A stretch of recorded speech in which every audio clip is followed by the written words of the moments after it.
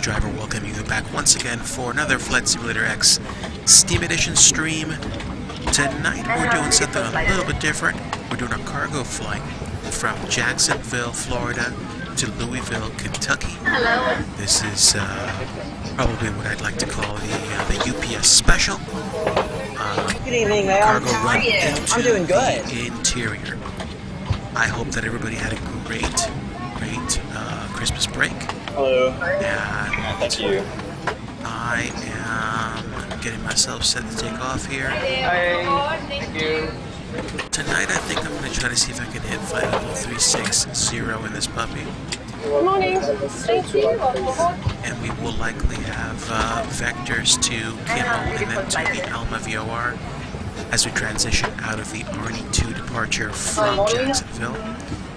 Of course, this is the Cielo Sim Jacksonville scenery. Good evening, ma'am. How are you? I'm doing good. And apparently we're flying some UPS folks up to Louisville with the cargo shipment, which I believe we were or will be doing. Hold on a moment.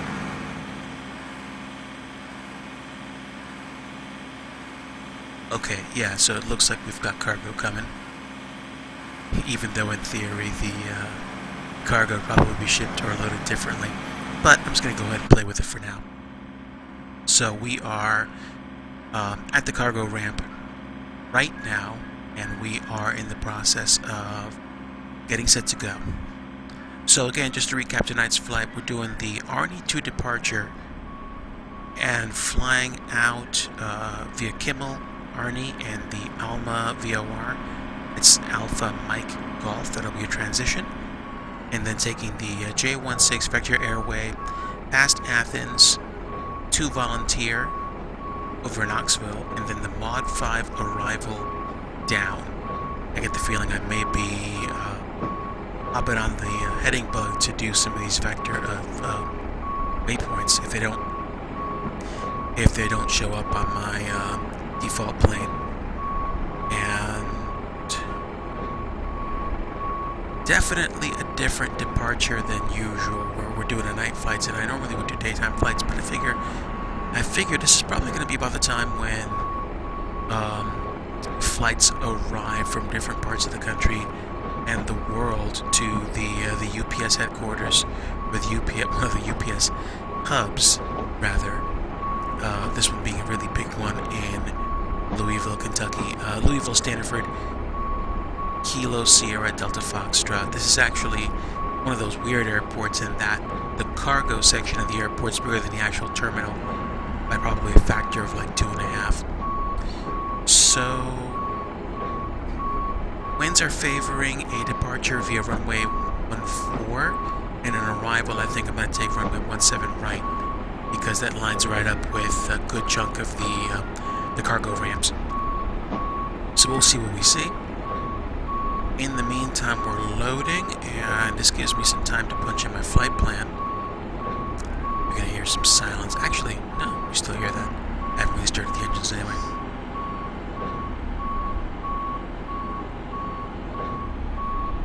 So, let's see. What did I do? Oh, okay, there we go. Let's go ahead and get the U turned on, since we'll be going soon. And anti-collision light on, position light on, logo light. And let's see. Cargo loading's complete. That's good. Let's close the main exit. And let's go ahead and close. Yeah, there we go. We can close exit 2 now.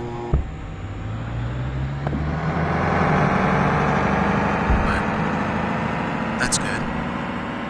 Alright. So this flight should take about 1 hour and 41 minutes, but I'm going to see if I can, gun it a bit, get there a little ahead of time. But we'll see what we see.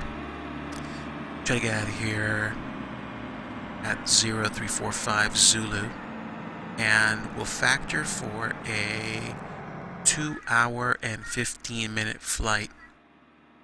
And let's max out the cruise speed at 480. I don't think we'll get up that high, but We definitely will not hit 500 knots in this thing unless we're adding a tailwind. Flight level 360, and again, Kilo Juliet Alpha X-Ray to Kilo Sierra Delta Foxtrot via R2, J146 Vector Airway, and Mach 5. We will take runway 17 right to land, taxi to any cargo ramp. Okay, save this flight plan, file this flight plan, and we're going to go ahead and get started. So, let's file IFR.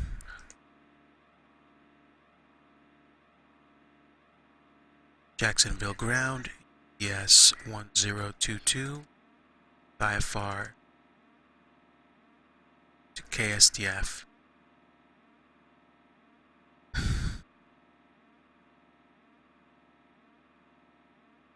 Taxi runway 14 via. Let me double check that. What's that?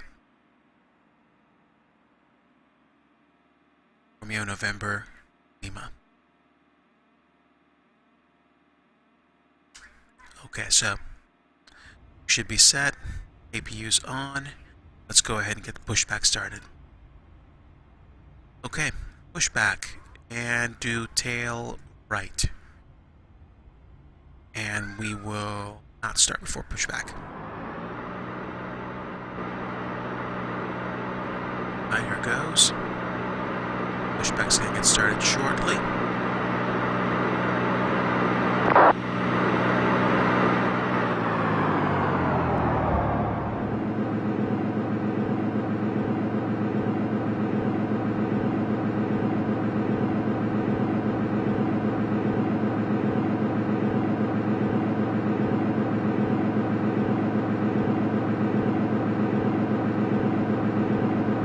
Hello, Captain. We're ready for pushback. Okay.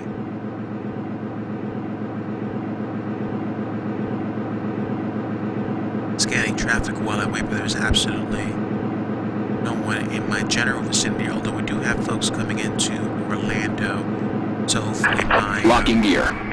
my shot to Alma is not going to get in anyone's flight plan. I don't think it should, in the way of anyone's flight path.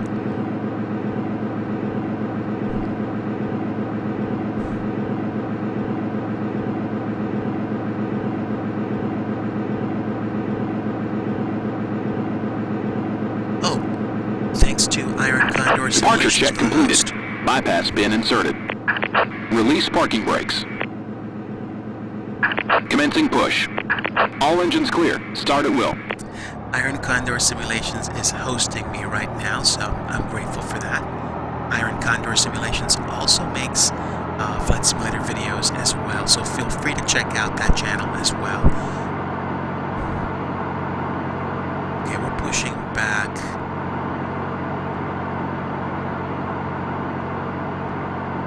Yeah, those I believe are. There we go. That's the main terminal building over that way. Right, we're getting out of cargo right now.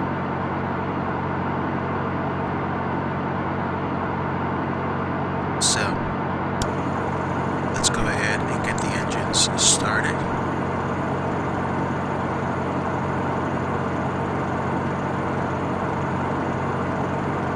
There we go.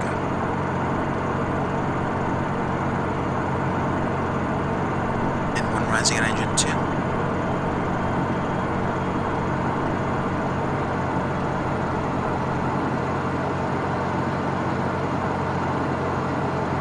And engine 2 is up. Stabilizing. Set parking brakes. And we'll set parking brakes when we get the other engine started, although theoretically I should have started them while I was pushing back. It's okay. While we're waiting, I will go ahead and set flaps for takeoff. I usually like to do flaps 5 takeoff.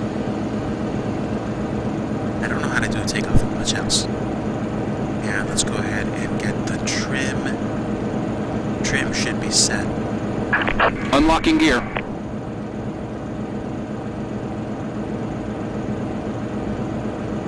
Tow truck disconnected. Bypass pin removed. 5, 6, 7, 8, 10, 11, 12, 15. Okay, and trim is set for 6.9 degrees.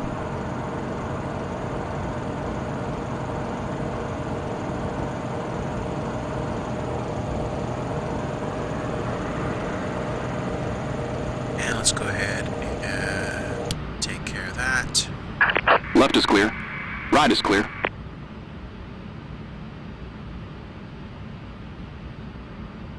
I think he's over the right side giving us a signal. I'm going to go ahead and assume that's the case. And we are facing north, so we'll loop up to Romeo, back down to November, and then over to Lima. So we are, at this point, I think configured to roll.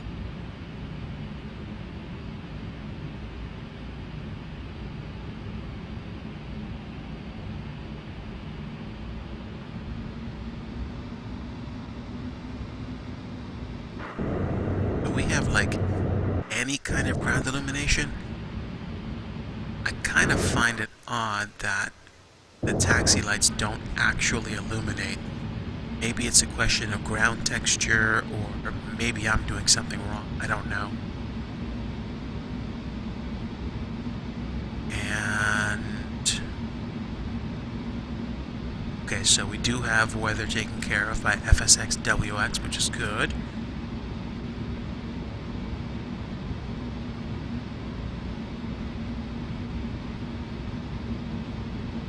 Okay, flight director is indeed on. We've got speed set. Heading will set to 140 for takeoff.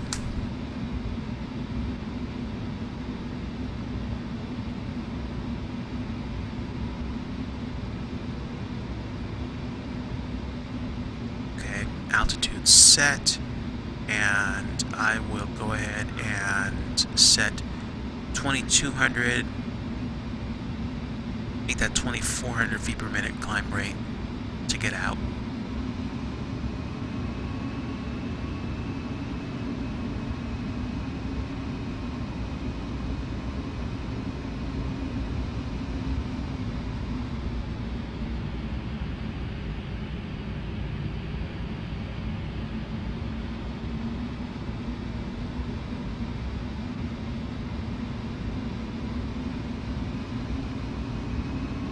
Okay, a different view of the terminal for the Cielo Sim Jacksonville scenery as we taxi out of cargo to Romeo.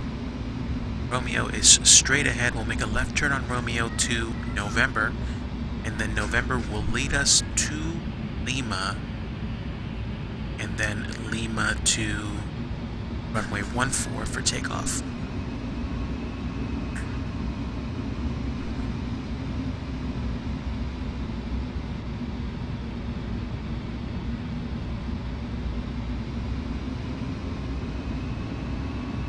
And a warm welcome to anybody joining us tonight.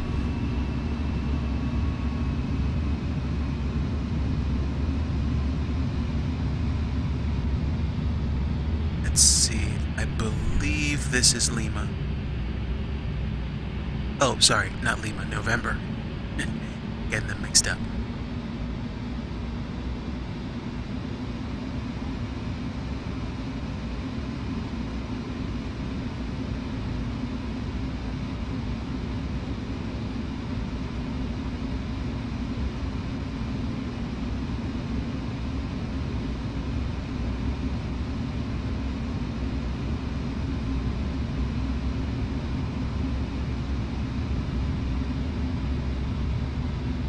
I'm not sure if this has anything to do with the Rex Worldwide Airports HD treatment that I think I did to my lighting, or if it has anything to do with the placement of the taxi lighting on the taxiway, that the green lights are just a little bit off of the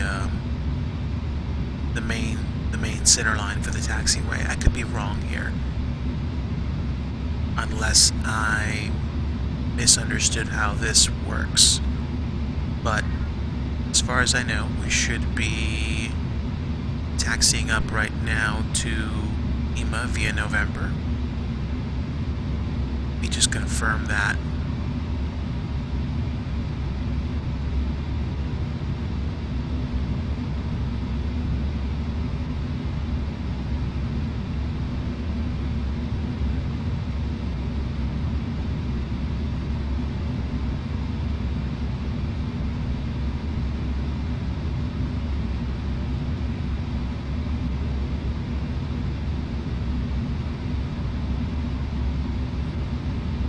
I know November basically goes full runway length for the other runway at Jacksonville, so that's not a surprise. I'm just trying to see where we are in relationship to it. Okay, there we go. So we should be coming up on Lima right now.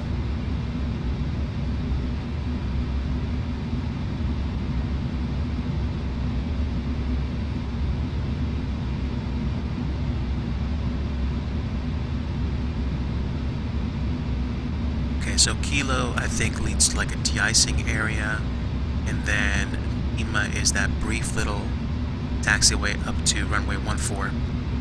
There we go.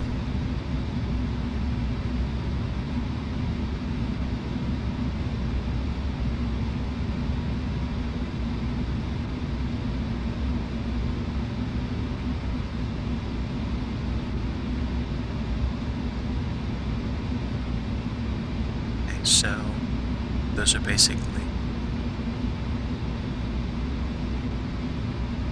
all the lights I believe I need.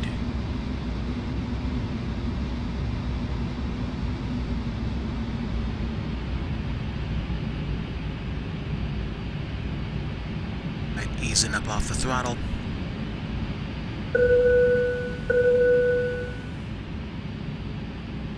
Confirming seatbelts are set for configuration for takeoff.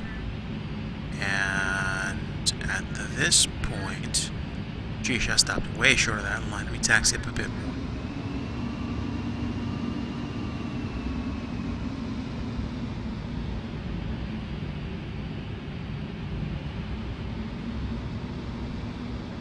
Okay, so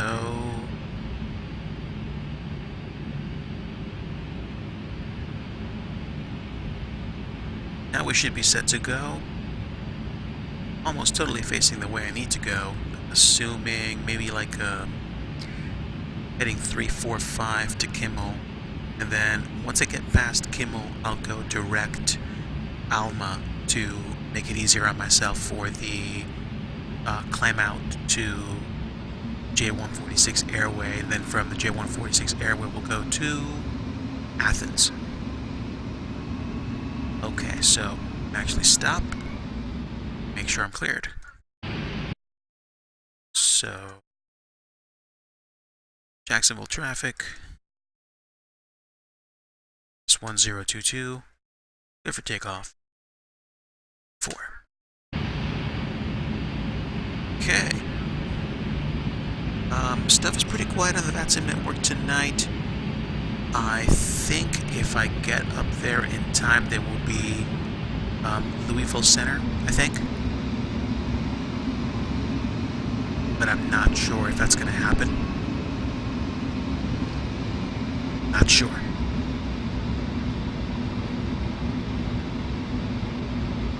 Meanwhile, we're rolling out.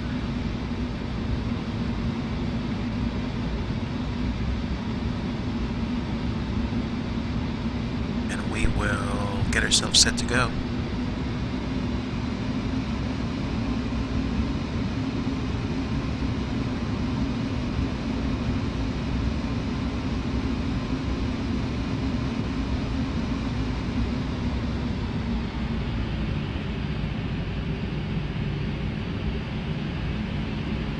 So set up for heading 345 after takeoff, and then we'll see where we stand and set.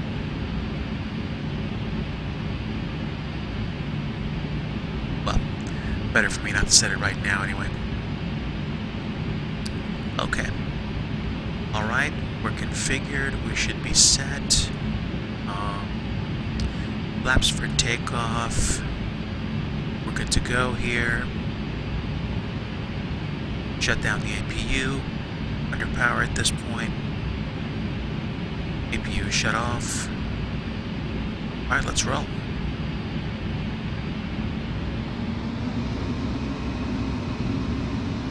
Engines are stable.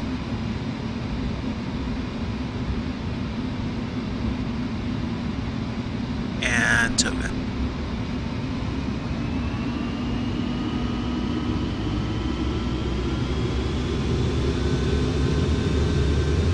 Airspeed is alive.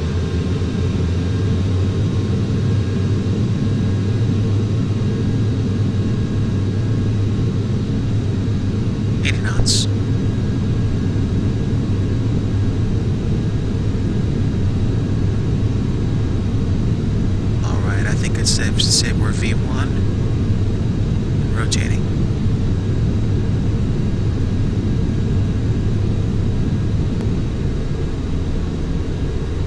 Alright. Positive rate, gear up.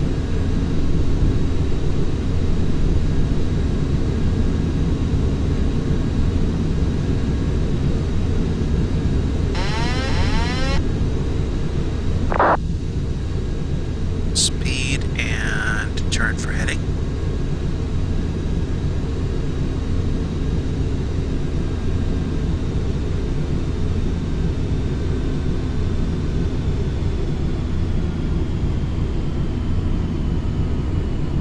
Okay, and flaps up.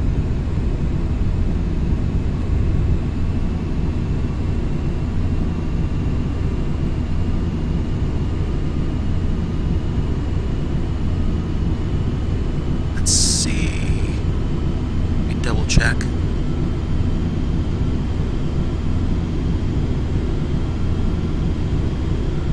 Okay, we're looping around.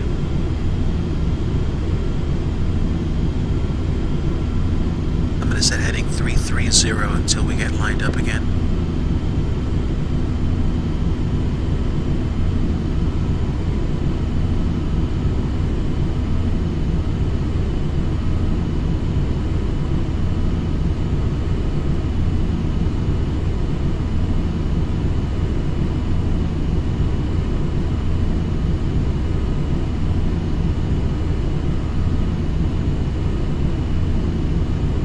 Looks like we're coming around pretty well to 330. Actually, since I'm lined up with it, I'm just going to go ahead and go direct to Alma this time.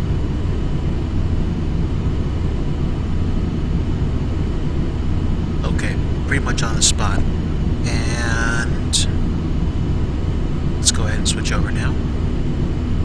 Switched.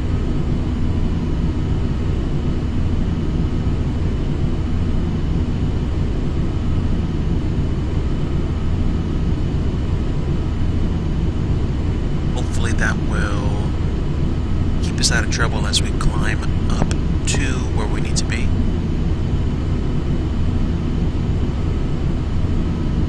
Let's take a look and see if we see anything outside.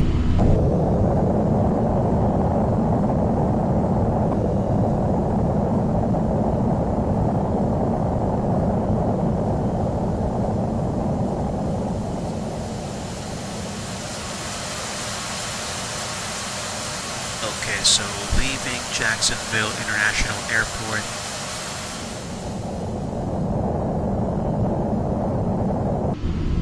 Leaving Jacksonville in general. And we are direct Alma at this time.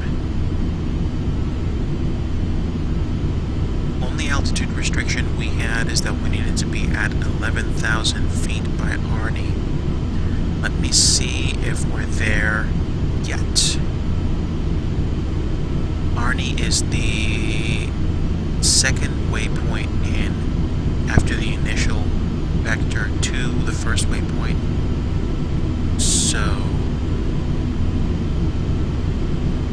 let's double check. Okay, yeah, 8,300. I don't think that's going to be an issue.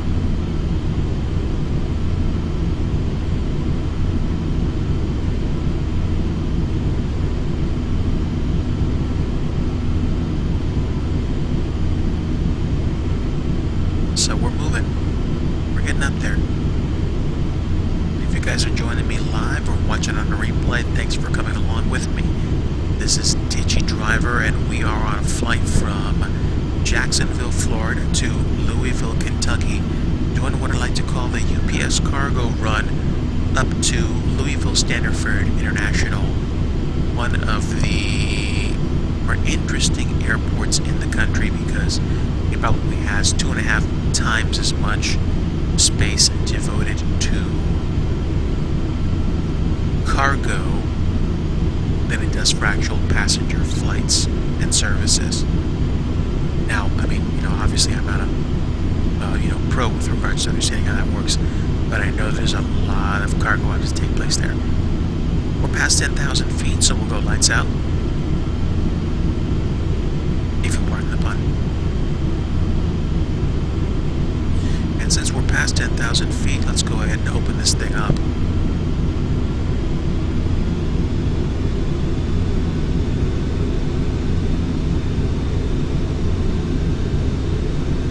Go ahead and increase climb rate to 2,800 feet per minute.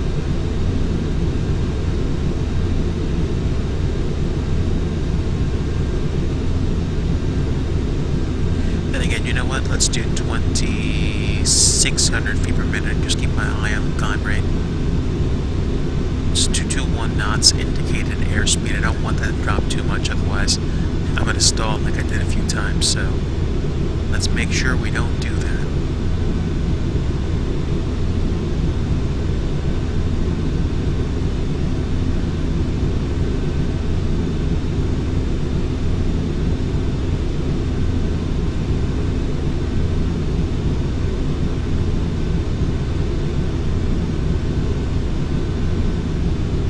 So as we climb, there seems to be like about a 50 to 60 knot differential between what my indicated airspeed is and what the true airspeed is on my readout. So I'm going to keep a close eye on the airspeed, and if that true airspeed drops below like say 275, I'm going to make sure I pitch down for airspeed. But once I get past, I think flight level 250, I want to do that anyway.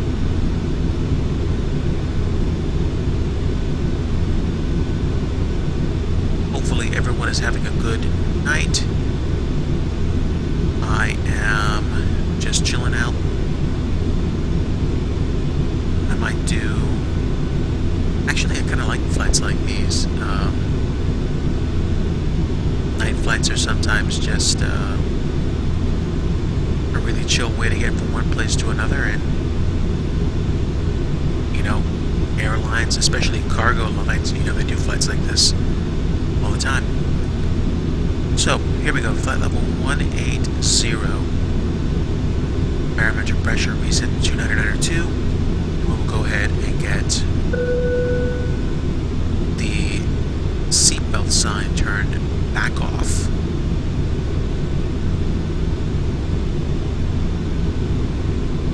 We are roughly 45 nautical miles out from Alma, and then from Alma we're going to go up the J146 jetway. And like I said before, there are a couple of waypoints on that jetway, or rather, I keep saying jetway, but I mean to say Vector Airway. One is Athens, and the other one is Knoxville, what they call Volunteer. And then we'll begin the arrival into Louisville. That hopefully won't take too long. And like I said before, I am on the VATSIM network tonight, so I am not sure if there's going to be anybody doing center when we actually pull into the area, but let's double check.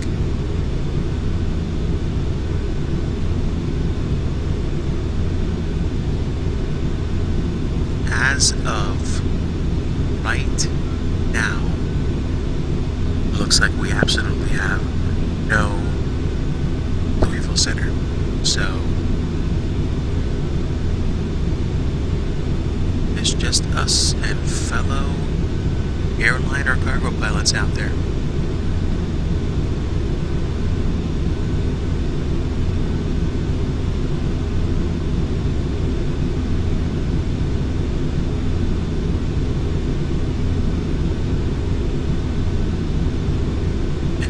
Sometimes on these flights it might be necessary to back an extra coffee,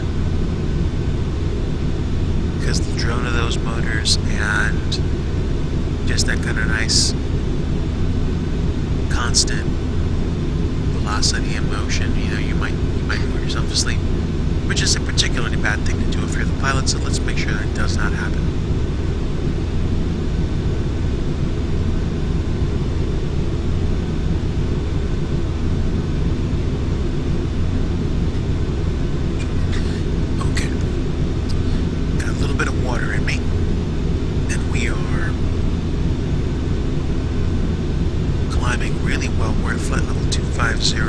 Let's go ahead and pitch down for speed.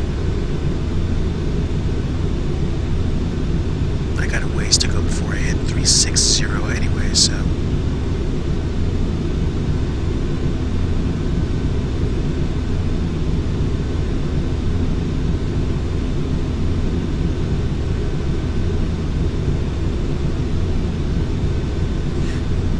Not doing a bad job so far, just forgot to set my altimeter before I took off, as per usual. But I did see that change briefly for a bit when I actually set it up. I changed it back to 2902 once I crossed flight level 80. Hopefully you guys are getting a somewhat decent stream and it is not cutting out. I absolutely hope that's not the case at all. I know I'm not going to have the best streaming quality, but this will hopefully be at least moderately enjoyable stream for some. I am flying a Boeing 737-800 in UPS livery, and we are doing a cargo flight from Jacksonville, Florida to Louisville, Kentucky on the VATSIM network. Although, let me think, right now it's basically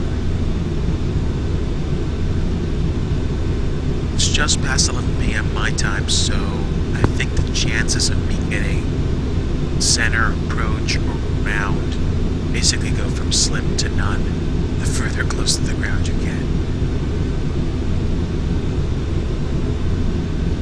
I don't even know if there was an F&O today. There may be an F&O scheduled for later this week, but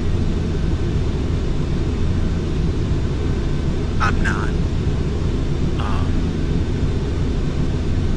in a hurry to sign on for an F&O right now. Anyway, I might actually do that further down the line.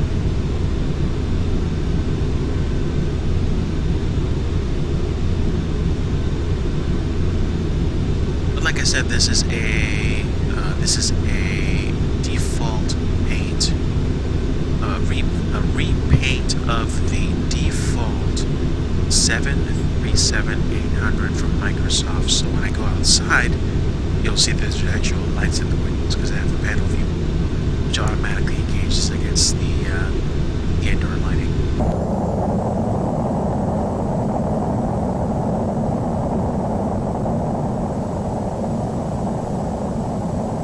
But we're not doing a bad job. We've already gone up to flight level 310, and we are clipping along 217 knots indicated airspeed, but we're dropping speed a bit, so let me make sure that we pitch down even further, get down to the absolute minimum climb rate, and hopefully we'll be able to get, yeah, there we go, getting that speed back.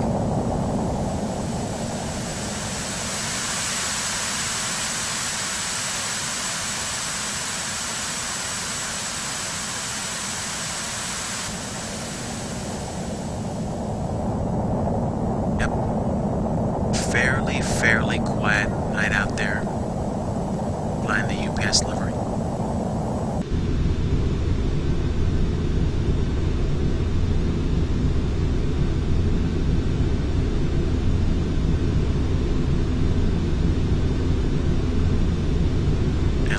double check, yeah. Laps all the way up. So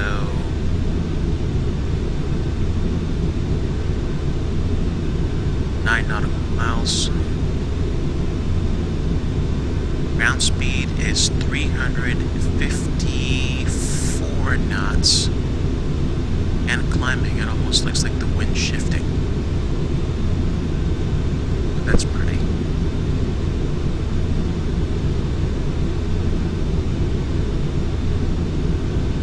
Okay, so ground speed's increasing. I am just about at the 5 nautical mile mark to cross Alpha Mike Golf. So let's go ahead and queue up the next waypoint, which is going to be Athens.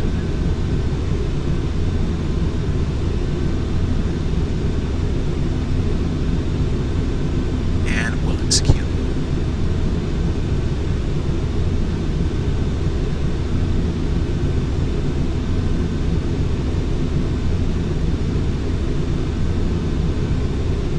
Okay, so I've got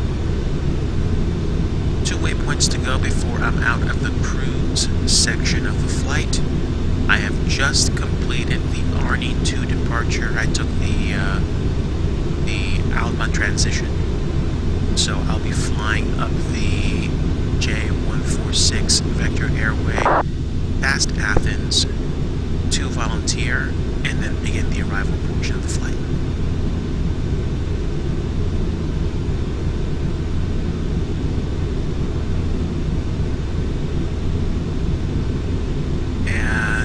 Like I said before, it is fairly dark out there.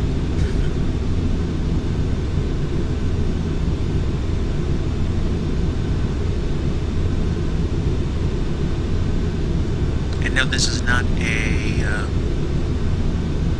PMDG study level 737. This is the default 737 provided with FSX steam ignition. The only difference is this has a UPS livery or repaint for the default flight.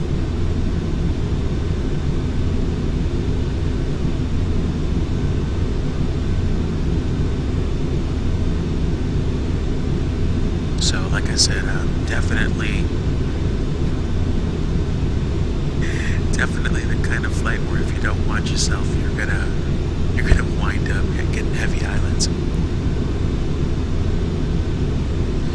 141 knots.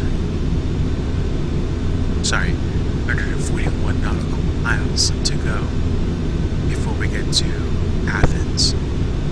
And then once we clear Athens, maybe a little less than that to get to Volunteer.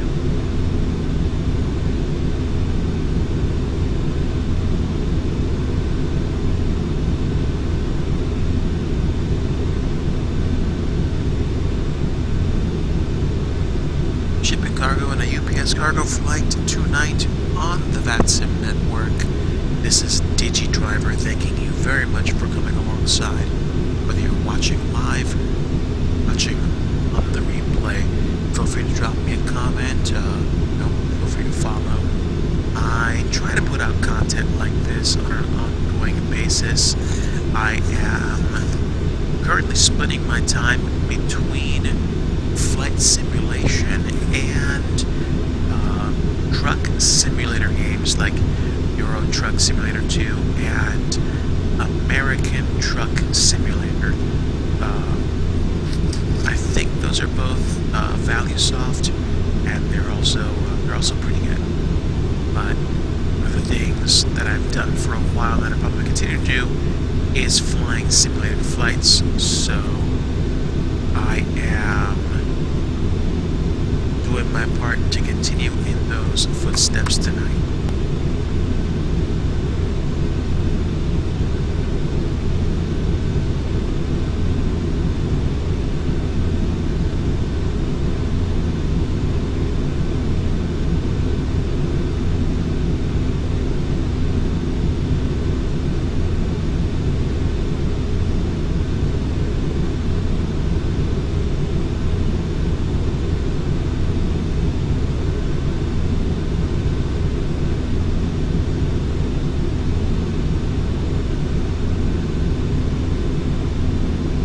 about 11:15 Eastern Time here. I am about 4 or 5 waypoints into my flight from Jacksonville to Louisville, Kentucky, shipping cargo on UPS flight 1022. We are going direct Athens at this time, Alpha Hotel November, in the default Boeing 737-800 model. I don't care that there's a whole bunch of functionality that's missing. I'm still impressed by how far we've come, that we actually have, like 3-dimensional or 3D looking panels. So, it's a pretty cool thing to do, to be able to see. It looks like we are edging closer and closer to flight level 360, where we'll for basically the next 2 waypoints until we get to Volunteer, and then we'll begin the descent into Louisville. Tonight's landing is going to take place on 17 right at Louisville Stanford, but let me go ahead and double check and see if the weather has changed since I last checked weather. Okay, so now we're looking at winds 130 at 3 knots, so I think it's still going to favor, for me at least, runway 17 right.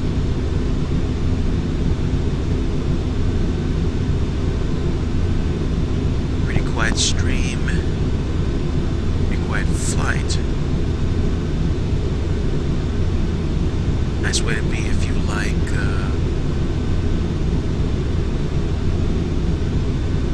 chill flights. We're at 460 knots right now, and I think I can get to 470, but I'll just stretch to 465 right now and see where we stand. Winds are 269 at 62 knots. Sorry, 63 knots. So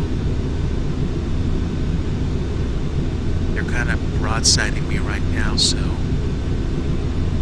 I'm not going as fast as maybe I could.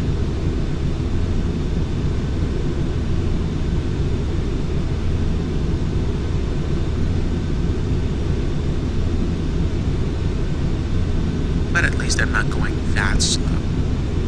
The last flight I had maybe 100 knot headwinds, which I think impeded me from getting down to Orlando in an expedient amount of time, which was why I decided to divert to Savannah in the American Airlines Boeing 757 I was flying.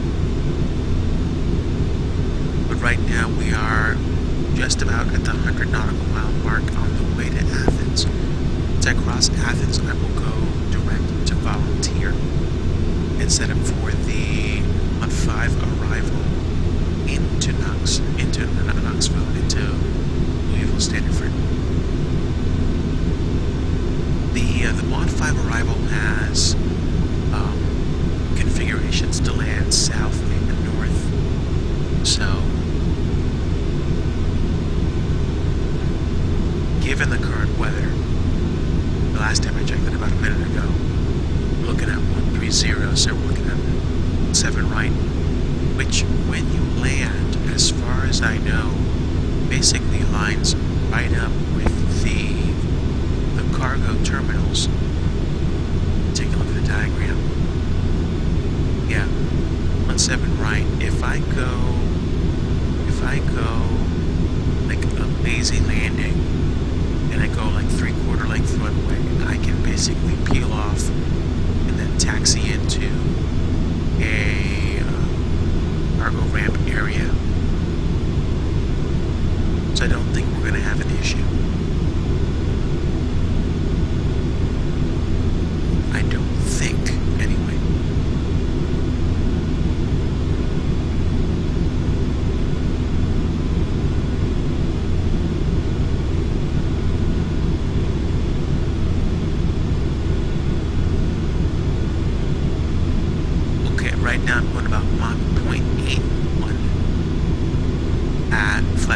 360, less than 90 nautical miles to go to get to Athens, and then we can punch in volunteer.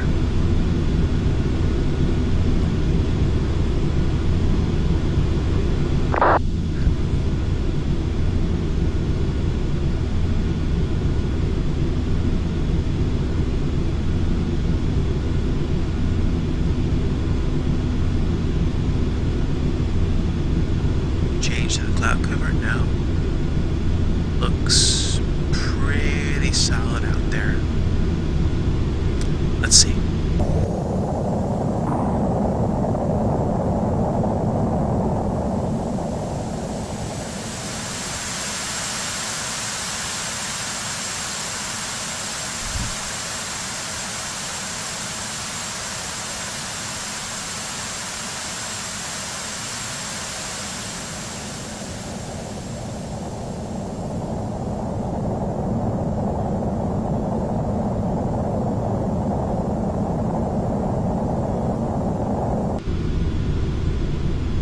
Alright, let me take a brief look at some radar.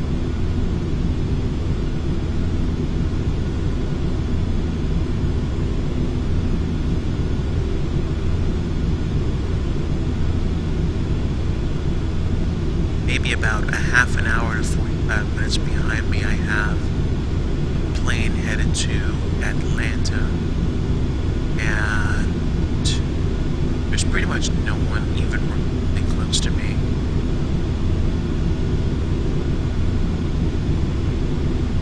Everybody's either bunched up at Atlanta or into out of somewhere else.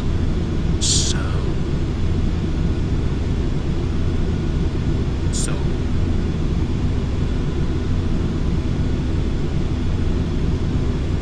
I think we'll stay as we are.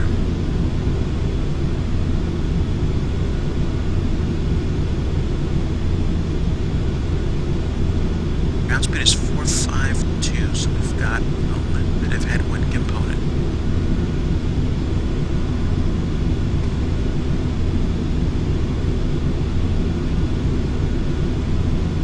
Alright, I'm gonna pop the mic off for a moment, guys. Be right back.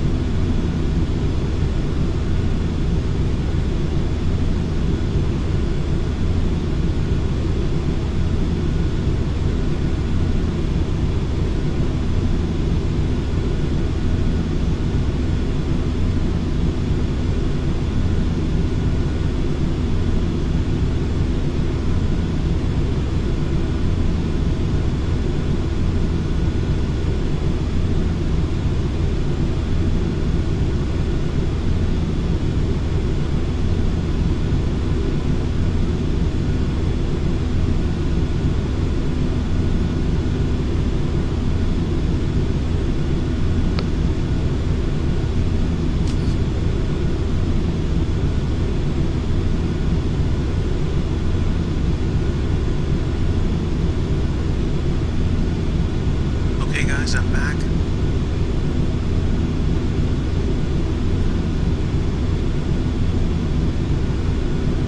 I was absolutely just getting tired, so a little bit of candy to give me some energy for the rest of the way out. Looks like I've got one person in my live stream right now, so thank you. Thank you for coming along and watching. Otherwise, if you guys are watching this on replay, I want to also thank you as well. This is DigiDriver, and we are well into a flight from Jacksonville down to Louisville, Kentucky. I'm flying a Boeing 737-800, and it's got ES livery on it, or paint job. Basically doing a cargo flight, and we are flying right around the time that actually, believe it or not, flights, I think, tend to come into and go out of places like Louisville, Stanford, or other airports that do legitimate overnight cargo operations. And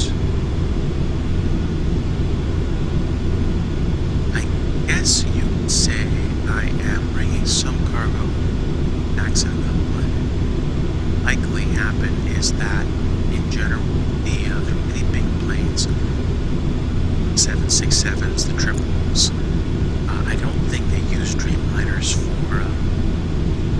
for freight.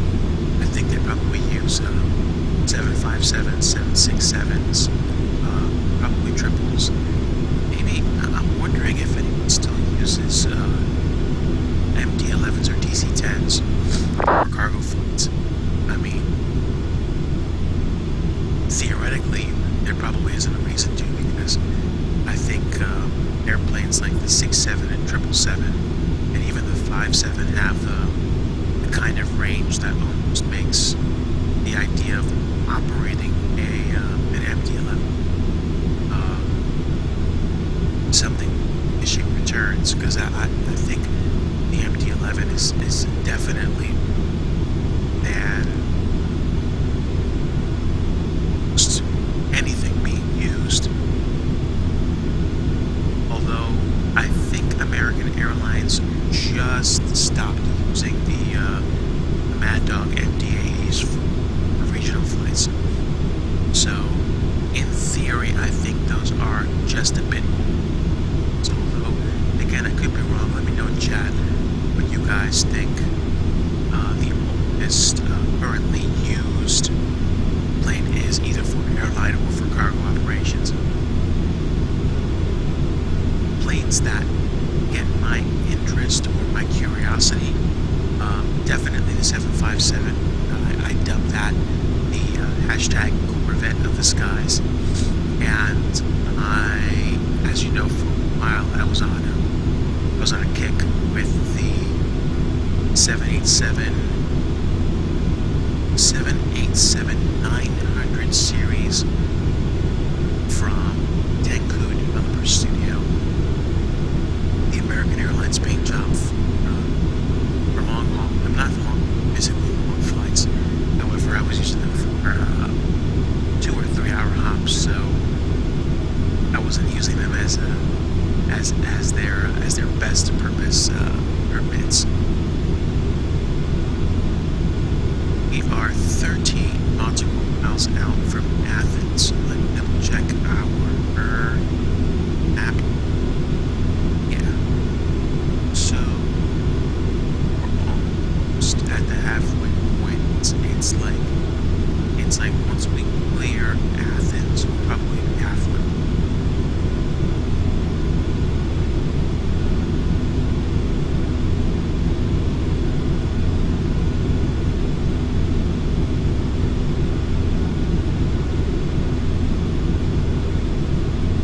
Not much to see or do out there, but let's take a hop outside and take a look.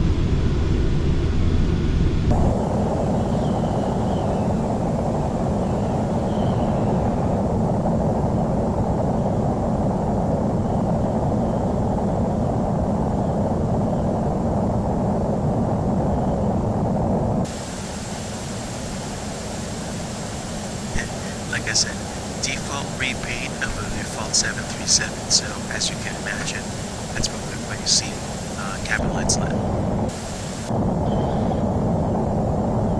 But otherwise, indicated airspeed right now is 274 knots.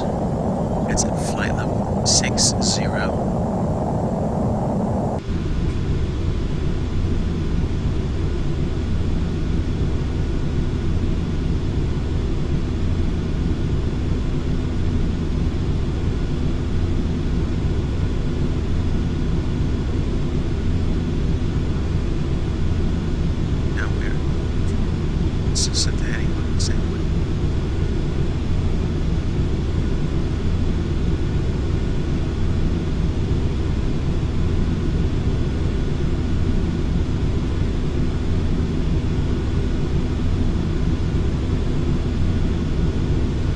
Still trucking along.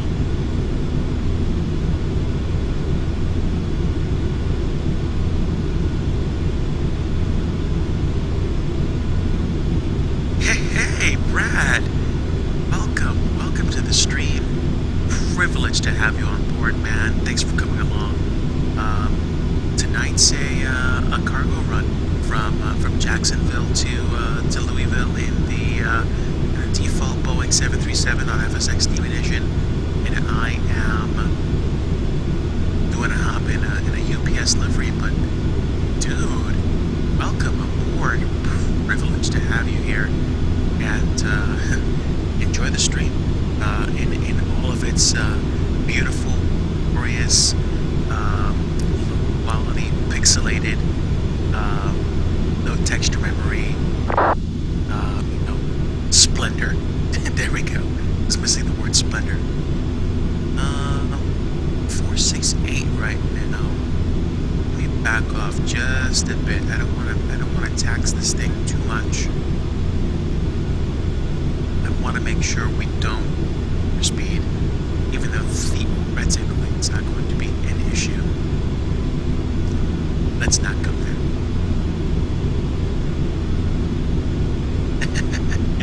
Cargo flights, I guess, very well could be a nice way to chill out.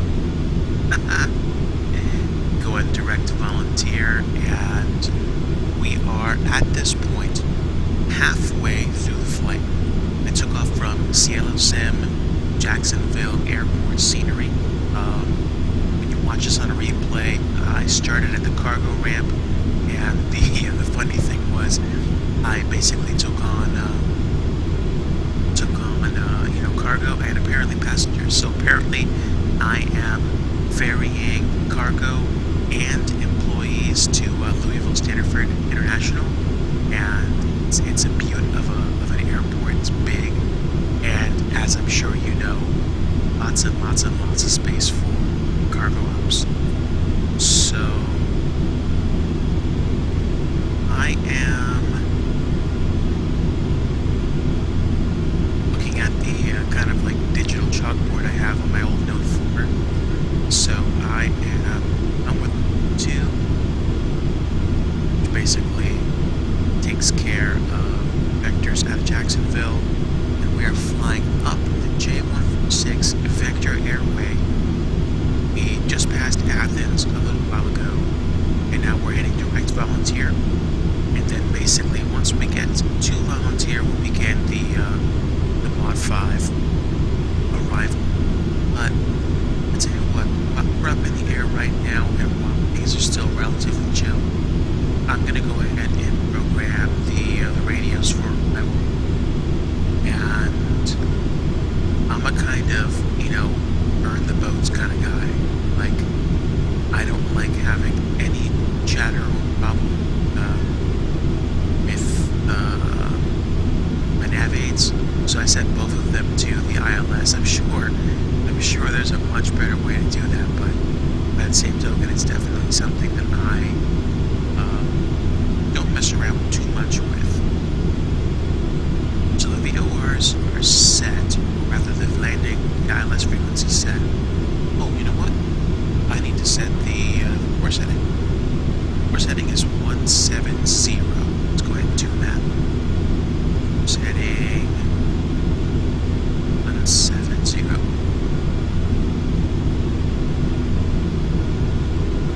Okay, there we go. 268 at 7. Excuse me. So we definitely got some kind of headwind action going. It's coming from 268 at 7 too. So we've definitely got some interference.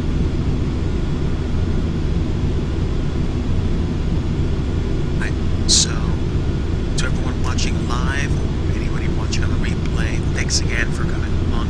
This is DigiDriver, and you have joined us on flight from Jacksonville, Florida, to Louisville, Kentucky, flying the Boeing 737-800 default model from Flight Simulator X Steam Edition, the UPS livery. Now, something interesting about this aircraft, I am flying the default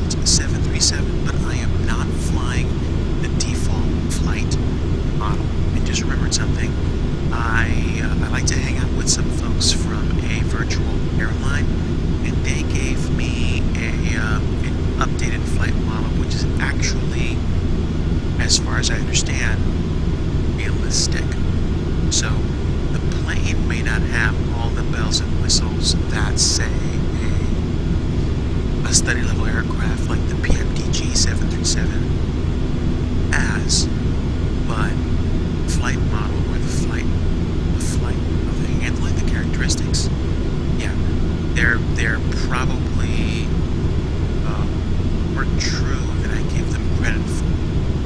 And I like to fly with some modicum of realism. I think the only thing I haven't done is basically turn crash detection open. I generally tend to do, a decent job landing, or at least try to do a decent job landing. I think I turn crash detection off because I don't want to deal with potentially hitting, invisible bounding boxes at airports where I'm 50 feet away from a jetway, and then for some reason the sim thinks I crashed. So better for me just not deal with that. I don't if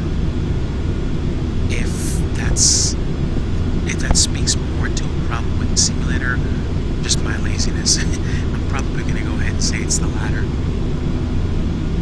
I like the model, the flight model of the 737 that I currently have.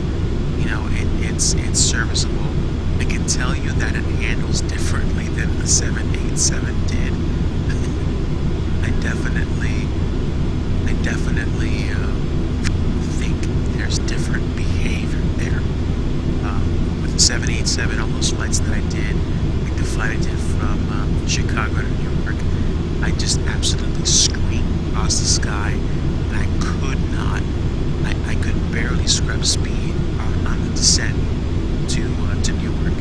I remember making incredibly wide turns as I turned to vector to get to say Teterboro to line up with south-facing runways for Newark. I think I landed 2-2 left that day. I flew with Brad for a stream from Chicago to Newark. It was a good flight. I think what happened was that Brad wound up having to reload his flight because he got down below cloud cover and there was no autojet that loaded for him. Now, if I have a problem with autojet not loading, it's just because I use a Surface Pro. So the texture loading is subject to however much texture memory is available. Now, recently I discovered a major issue. If I'm gonna fly with my Surface Pro 3, there's a few things I need. I need my joystick setup.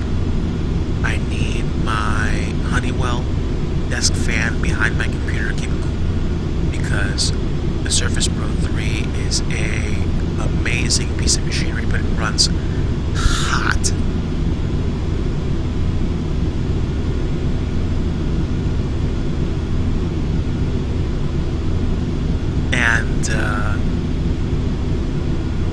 And of course, my beautiful lady, Mrs. DigiDriver, she likes to be on board. She likes to be involved with the flight. And whenever I fly offline, I sometimes get up and I put it on autopilot and I go to grab snacks, just to signal the fact that we're in cruise. But yeah, Brad, that was definitely an interesting flight that we did from Chicago to Newark. And I think when I touched down, I think I was probably going 160, 170 knots. I mean, I guess it's not necessarily a problem if you're landing in a 787, but I could have probably been going slower. I have a feeling I really just screamed down to the runway, and I don't necessarily think that was great at all. Oh, and Brad says hello to Mrs. Digi. She says hi back, so thanks for for watching. Thanks for streaming. I hope that you are chilling out, and I hope that anybody else watching live or on the replay is having an okay night. We are a little bit over an hour into our street, and we are roughly 57 nautical miles out from Volunteer.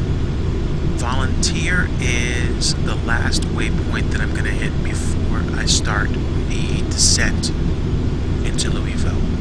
And I'm flying over a restricted area, but me going at flight level 360, I don't think that's going to be an issue. Matter of fact, let me go ahead and pull it up on my charts account. So I use charts.navigraph.com to do flight tracking, and also for rudimentary navigation when I don't have waypoints that I can hit with my default aircraft. And believe it or not, using it for navigation is actually not bad at all. I also have some other payware aircraft that I like to use. If I can, I'll use a Coronado Phenom 100 very light business jet. That's a pretty small craft. That'll probably sit like maybe 4 to 6 people in the back and 2 pilots. And there's also a Premier 1A that I picked up from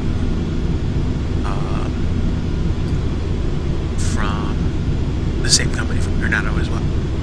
Now, right, I forget which application I was talking about. I guess I was talking about, was it?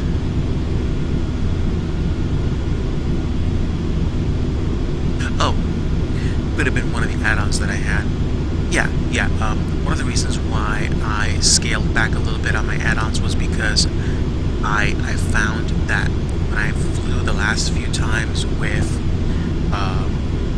Rex, Texture Direct, and Soft Clouds, when I loaded the Soft Clouds, I guess because of... Oh, thank you. It was Navigraph. Navigraph, I use Navigraph app on one of my devices, but I like to, and I've been finding myself using charts.navigraph.com for navigation. So I'll basically have it set on my smartphone, and I'll swap back and forth between my smartphone and between my Twitch dashboard, so that I can actually keep track of things. Ladies and gentlemen, I just want to take a moment to celebrate a milestone. This is the first time that I've ever had any stream with 7 people watching at the same time. Just want to say thank you for everybody watching right now. I appreciate it, and I am again inbound to Louisville from Jacksonville right now. We're almost at Volunteer, and we are going to be going to the Mod 5 arrival very shortly. Now, I have my nav frequency is already set. Last time I checked, Louisville Center was offline. I don't think that's changed at all. I don't think anybody's going to be online tonight. I think it's just... Oh, never mind. I'm smack dab in the middle of, what is this? Charlotte Center? Oh no, Atlanta Center. Let me go ahead and punch in Atlanta Center. Sorry for the abrupt drop in noise. But let's see. Let's see if anybody's online right now.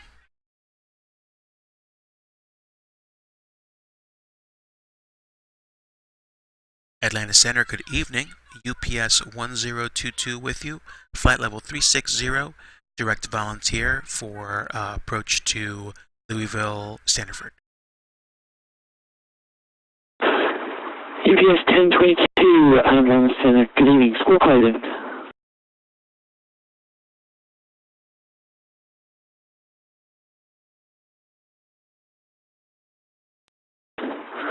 UPS 1022, radar contact 20 miles down to the volunteer. You are welcome aboard. Roger, UPS 1022.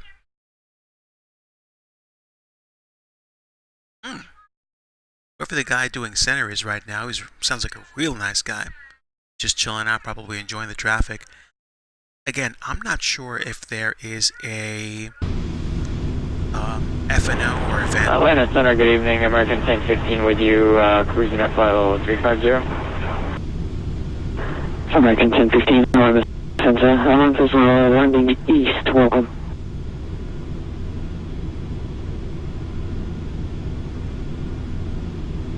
Delta 1592, turn left heading 250, descend and maintain 4000. Down at 4250, Delta 1592.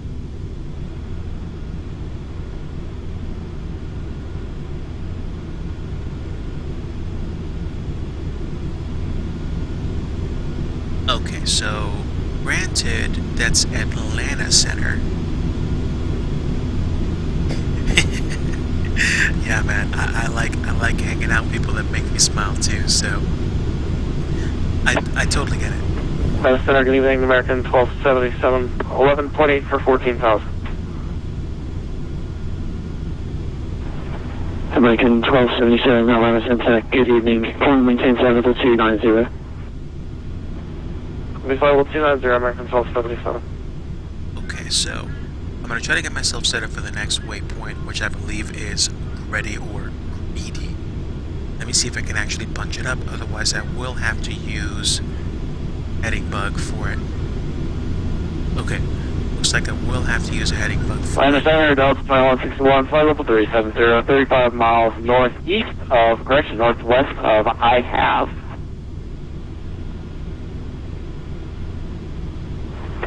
Delta 2161, Atlanta Center, good evening. Squawk 2026. And if I was gonna extrapolate, I'd probably say 2026 for Delta 2161. 332, maybe 347 for the heading.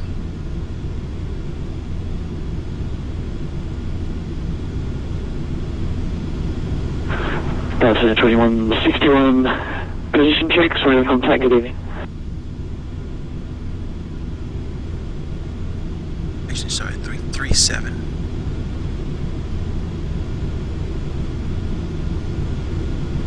Alright, so I'm set for 337.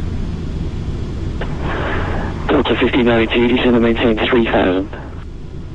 3015.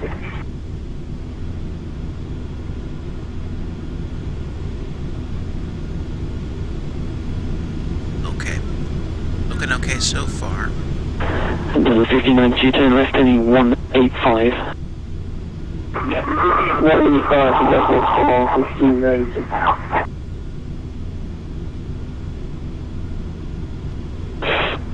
American 1015, descend via the Gandalf 2 arrival. Expect a visual approach runway 9 right. Send via the Grendel F2 arrival, and we'll expect 9 right for approach American 1015. 1592, turn left heading 135, join the 8 left localizer. The airfield is in your 9 o'clock range, 9 miles, report inside. But the left 135 is a field service to Delta 1592. Delta 1592 has the airfield. Delta 1592, clear visual approach, 8 left, contact tower 119.1, good night. Yeah, man, 41, we're in at Delta 1592.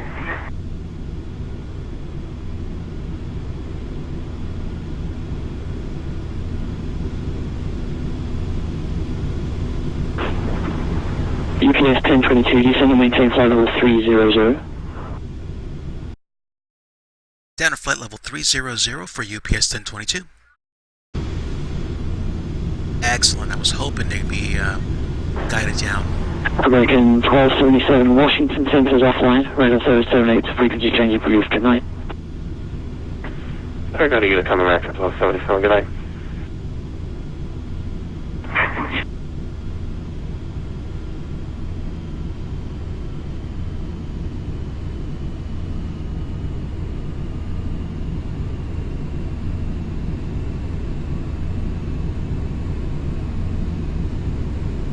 so excellent. I'm going to go ahead and set for 420.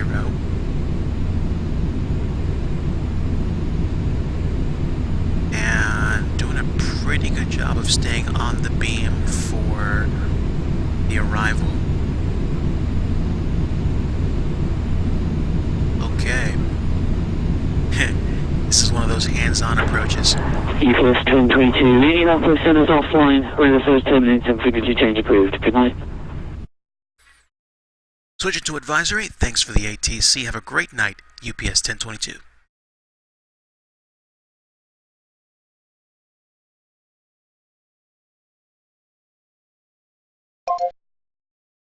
Okay, looks like I'm back to advisory frequency. Let's go ahead and just warm everybody up. Louisville traffic, UPS 1022, inbound mod 5. Direct NOAA, leaving flight level 360 for flight level 300. Okay, so given that I am on the path down, and this is going to be a hands-on approach, I am just going to keep checking my moving map and see what we can do to actually get down there in short order.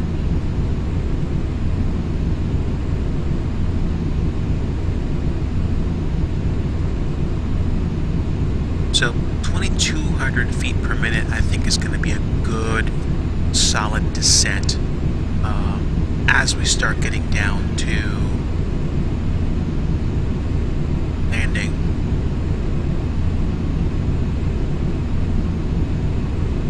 The only altitude restriction I have is to get down to 10,000 by mod.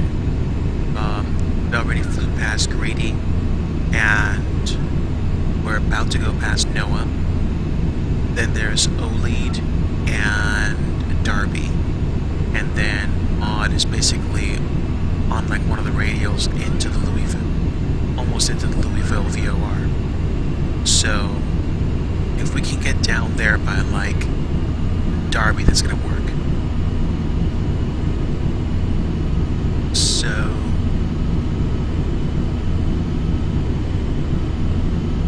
slight bit of back to 332.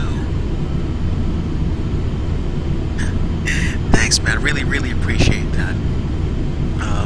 I'm almost a little bummed that I wasn't gonna get ATC guidance down, but you know, the guy's only the ATC guy for, you know, Atlanta Center, so I'm not going to expect something like that. Let's go ahead and continue down to flight level 240, though. Again, like I said, 2,200 feet per minute is a great descent rate.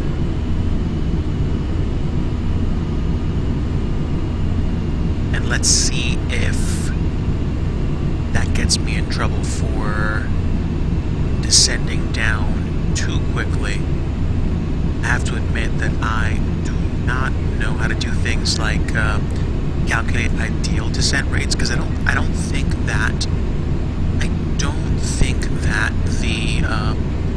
the computer in the default aircraft lets you do that, or the default FSX stuff lets you do that. However, I have something called Bass FMC, which was like a real old school, like plug and play FMC system that you could run standalone or plug in directly into the panels for a plane. So in theory, I wonder if they have a way of being able to calculate like ideal descent angle, or you know, like a way to actually get down there. I might have to do some more research into that, because I think I'd like to learn more about that and plan for better descents. However, a good rule of thumb for me is between 2,400 to 2,800 feet per minute. 2,800 feet per minute, I would assume, would be probably the upper limit of the comfort scale for any commercial airline flights. But I think 2,400 feet per minute is like solid. I want to get down, with some expediency. And 2,200 feet per minute seems to be a pretty nice, chill way to be about, constantly reducing airspeed. Well, altitude, rather. So, yeah, we're doing pretty good. We're doing pretty good. Let's take a look. Okay, I thought somebody else was coming into Louisville Standerford, but so far it looks like we're doing okay.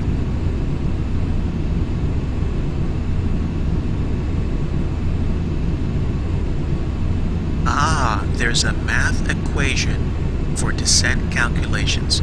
You know what, Brad? In your honor, I'm going to educate myself on learning about the math equation and figuring out what the best drop is going to be. Matter of fact, okay, well, I'm not going to think too hard about it now. I know I have enough savvy to get down comfortably. I think there's enough distance between the next two waypoints to get to Derby, and basically to get down to 11,000. But yeah, thanks for the reminder. It's stuff like that makes the experience more enjoyable, and that's something that I'm trying to do. I'm trying to make this more enjoyable. I'm trying to make this a better experience for myself and for anybody coming alongside. Actually, believe it or not, there are a few people in my circles that actually fly planes for a living, and I have a family member whose, I think, stepson actually either flies commercially for cargo or for actual passenger flights. And I told that person, I said, hey, have them watch one of my flight sim streams. I told them to watch the one where I flew from Raleigh Durham to Philadelphia, and I had that crazy nutty crosswind landing. I think it was winds 260 at 20 gusting to 29, and I landed kind of sideways, almost rolled off the side of the runway, but kept it on, and then basically almost ran out of runway to stop, but pulled right off at the end. There was it almost makes me hope. I almost hope I make the blooper reel for funny moments, because man, that was a crazy landing, but it was definitely enjoyable to actually be able to say that I landed in a crosswind, even though I was nowhere near pro level control.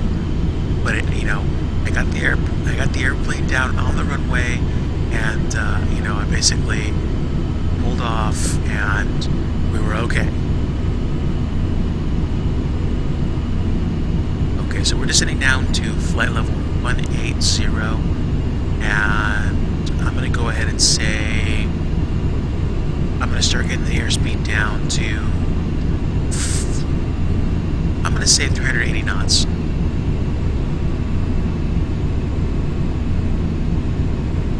And that should be pretty good. And let's punch the wind a little bit, just a little bit, and get down to a serviceable speed, because I have a feeling the speed is gonna the red ticker tape on the airspeed indicator is going to come down hard once I get past flight level 200 or flight level 190. And I happen to have my furry first officer with, who seems to be a bit confused as to where she wants to be, but that's okay. She'll probably come back later. Yeah, I'm not kidding. I have two cats at home, and one of them likes to sit next to me when I do flights and flights. So it's kind of sort of like those episodes where you watched Chewie fly, and sometimes his cat is with him. So I tend to think of that, but both my cats just took off chasing each other. That's kind of funny. Alright, so we're almost at flight level 180, and we just passed over which waypoint? One right before Darby is Olead. So we are now direct Darby, and then from Darby we're going to make like a slight left turn to, what heading is that? Like 311. But that's, assuming calm winds and, no crosswind and stuff like that. So we are down to 180. And I tell you what, I'm going to go ahead and let folks know to get fastened in. No announcement like in the Dreamliner flights that I've done. It's actually, again, a bit of a file that gets played in one of the missions in Flight Simulator X Steam Edition, like when you do the Rome to Athens flight. It's a very short flight, so the text, the phrases they say are basically good for like short flights. But it doesn't matter to me. I like hamming it up anyway, so it's an enjoyable part of the experience. When you can add little touches to plane, like when people are telling you, hey, you're ready for landing or stuff like that, the nerd in me just geeks out at stuff like that. So let me think. I'm probably about 10 minutes away from Darby. Actually, probably 5 minutes away from Darby. I should probably get down to flight level 140.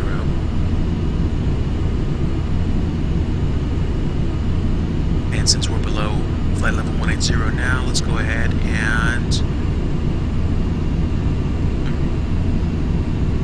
Not quite taking anything new right now. Let's go ahead and check weather for Louisville. The altimeter is 3028. And what do we have here? A few clouds at 150, overcast at 240. I'd probably been flying in pea soup all this time, didn't even bother looking. Okay, so altimeter is 3028.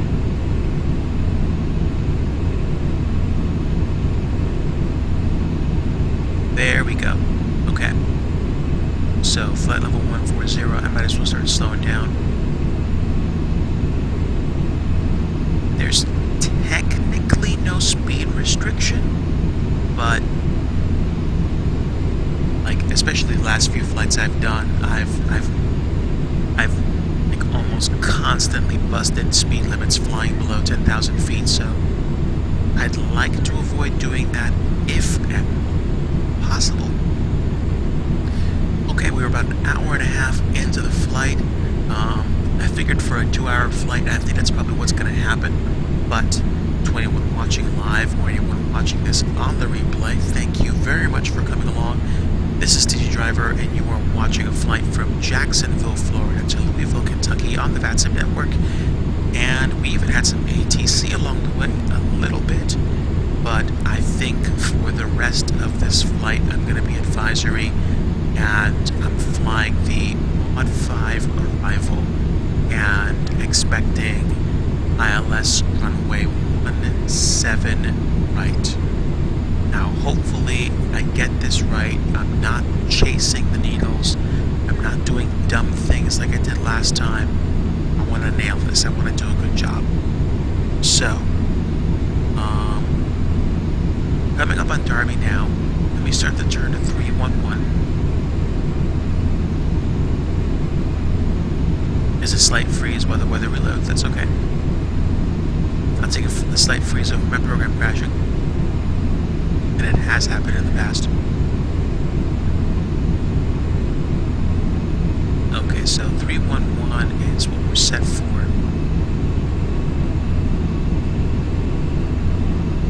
Bank limits into maximum. Let's go ahead and drop down to 1,000.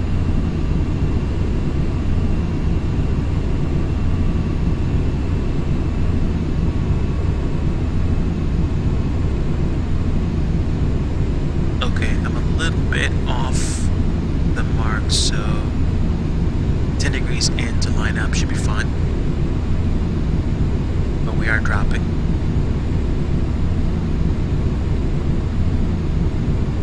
And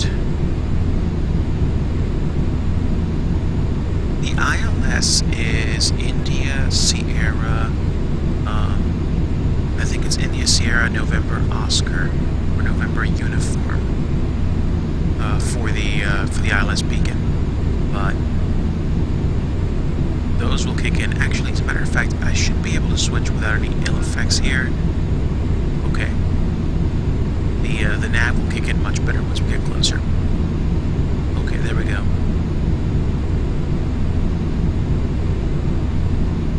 And the ILS is going to take me past Spires, Bulgers, Charcoal, Boyuk, and then we'll be on the runway.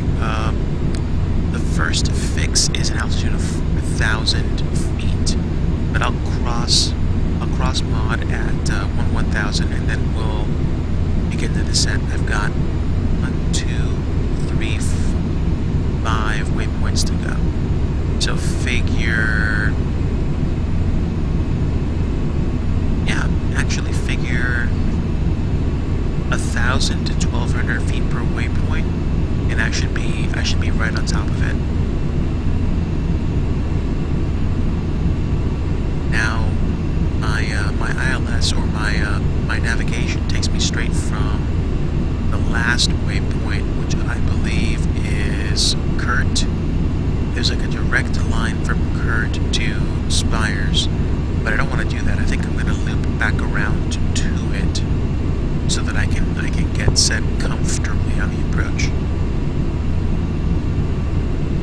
Okay, so we're set on the line in. Let's go ahead and drop down to 10,000.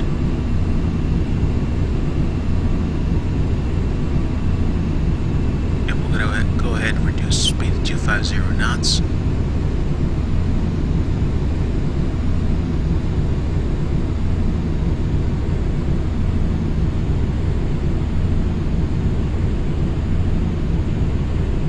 Let's see what the indicated airspeed says. I don't want the indicated airspeed to be a ridiculously low number, otherwise it's gonna hurt just like staying afloat.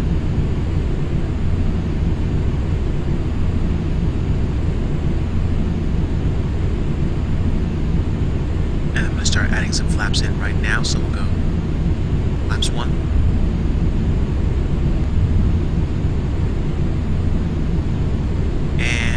Flaps 2.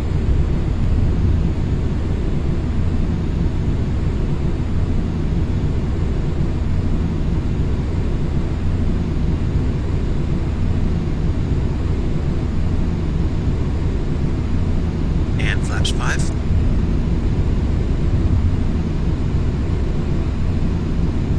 Okay, right, so about a 30 knot differential, and we've got flaps in play. Weather's reloading.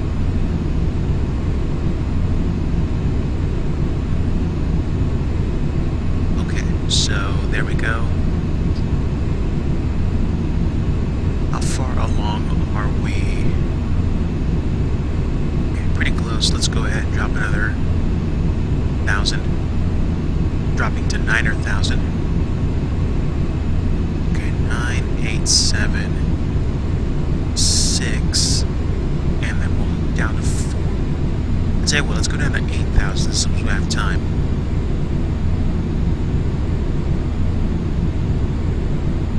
8, 7, 6, 5, 4.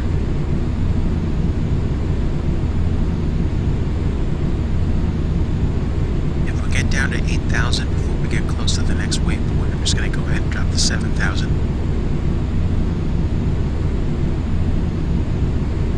let's zoom in.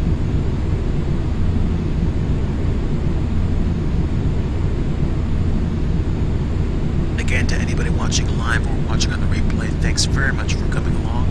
This is DigiDriver, and you are watching the arrival phase of my flight from Jacksonville, Florida to Louisville, Kentucky on a UPS cargo flight, flight 1022 on the VATSIM network. But right now I think it's just Unicom, and it's probably going to be Unicom until I get on the ground, and even then. I am planning, don't know if I'm going to pull this off, but I'm planning to, well, first off, I'm going to descend to 7,000 since we're not at the Brel waypoint yet, but I am planning to land 17 right, and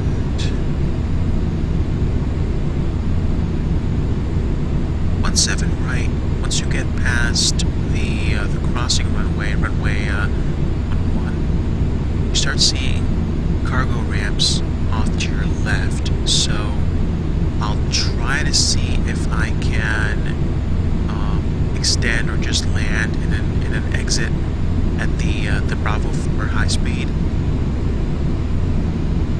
and then go straight in past Bravo and Charlie to ramp number 7, which will basically be like the third kind of like alcove area, and then call it a night there. Okay, so let's get back to the flight display, and there we go. Yeah, we're definitely on the way in right now. Okay, and it looks like things are clearing up. Looks like we're getting down there. I see roads up ahead. I see more roads up ahead. Okay, 246, 247. Let's go ahead and add one more notch of flaps. We're flaps 10.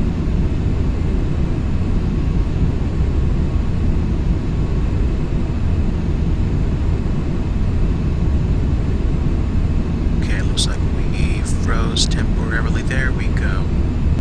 That should get me to pitch down.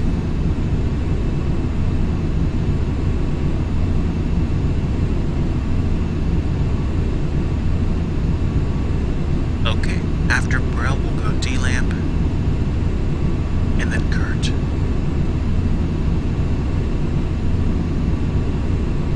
And it looks like we've got some action on the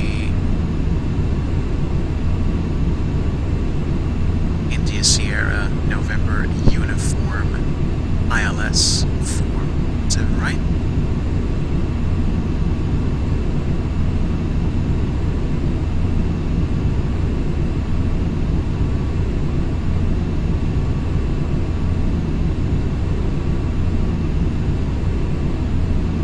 I'm going to start my turn going to 321 right now.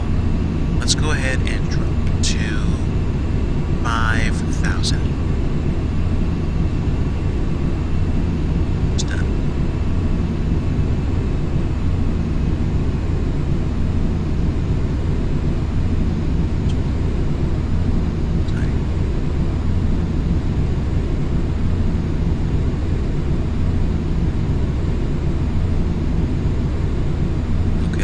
Cycle up to 350 for the heading.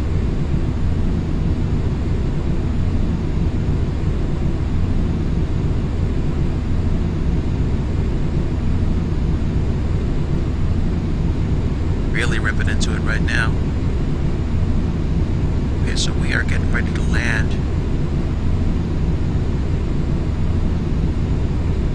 And there is, I think that's pretty much it. There's Louisville, and yeah, that would be runway 29er going into the airport. Do we have any auto jet loading? I don't think I see any, so let's go ahead and slow down some. Not that it matters that much. Okay, we're at 5,000. There's another airport we're going to be flying over that's not Louisville.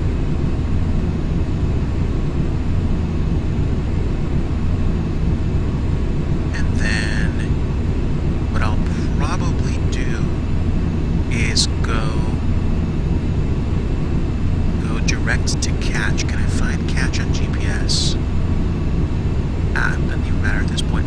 I'll fly direct to catch and then loop back around to 170 for the heading to land at 17 right, and then I'll report final.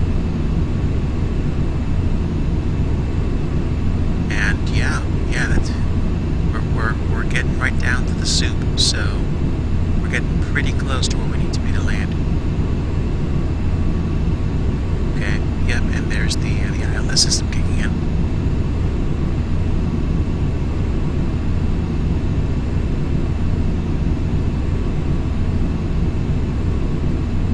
Let's drop some speed, and just for the sake of getting set up, I'm going to drop landing gear.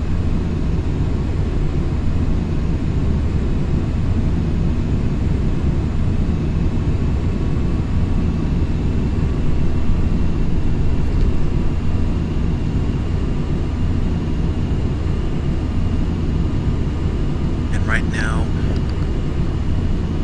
we have our lights turned on as well.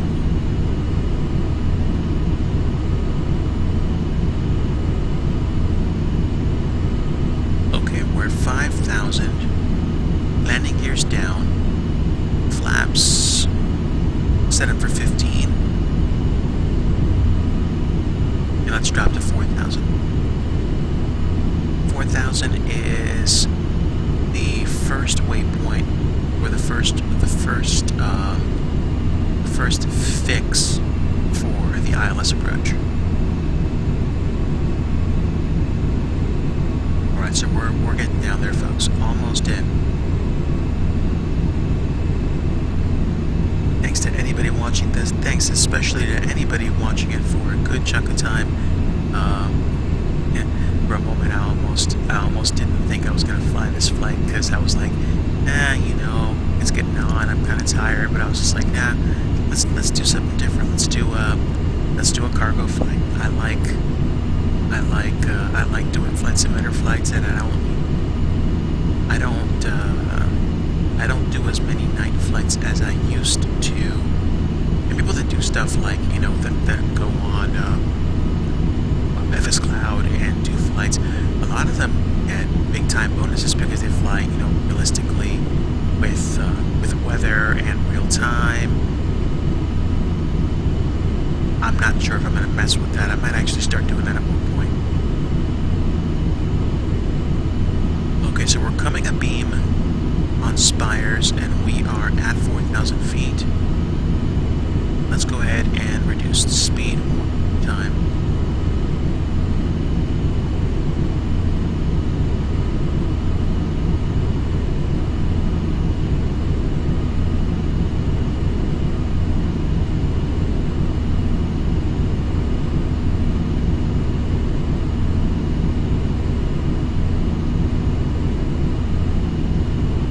Like I said, I'll turn base at catch, which is just outside the ILS approach, and then I will turn final.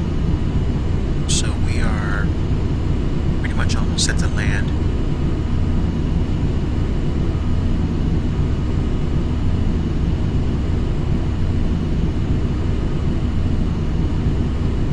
Winds are 129 at roughly 9 knots. So there is going to be some crosswind on landing. If I'm landing 7, I think the winds are going to want to pull me off to the left. Okay. So let me just keep my verbal noise pollution down on Unicom and just say Louisville traffic, the UPS 1022 turn to final runway 17 right. And that'll be my only call. And now I will begin the process of making that left turn. So, let's go 260 for start.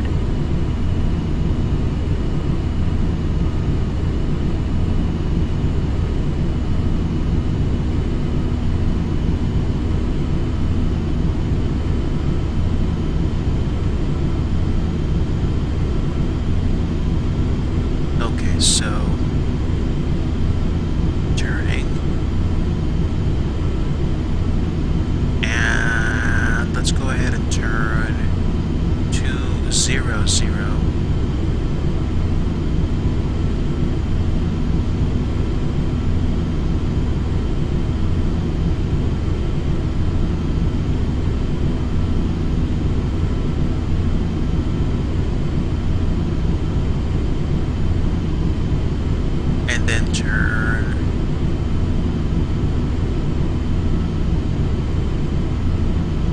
Turn 180.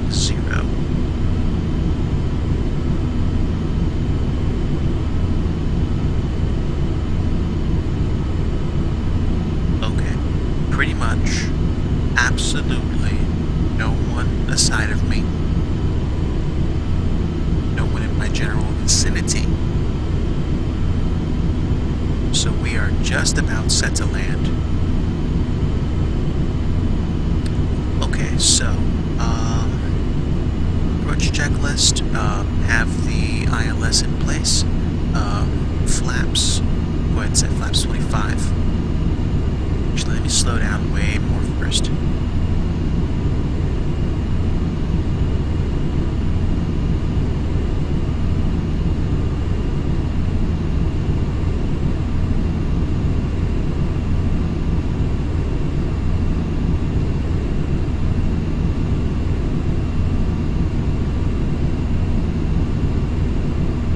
Slowing down, slowing down.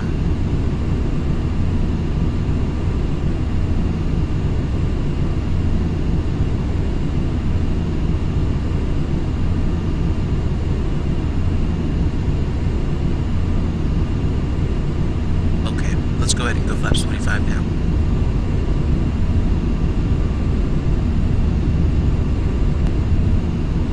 And we'll see if we can do flaps 25 to land. To heading 170 now.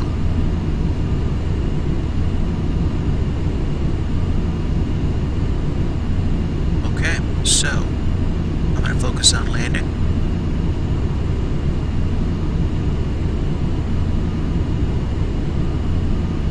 And I think that's the runway way down there.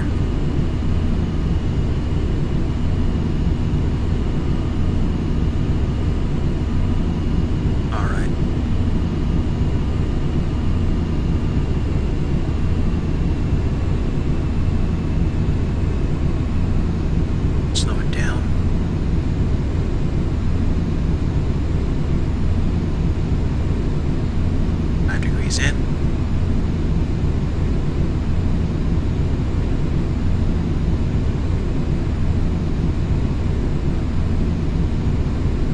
Alright, if you guys just joined in, you are in just in time for my landing into Louisville Standard Freight International, Kilo Sierra Delta Foxtrot. I am landing 17 right, and I believe that is the runway. No, is it the runway? Can't quite see it yet.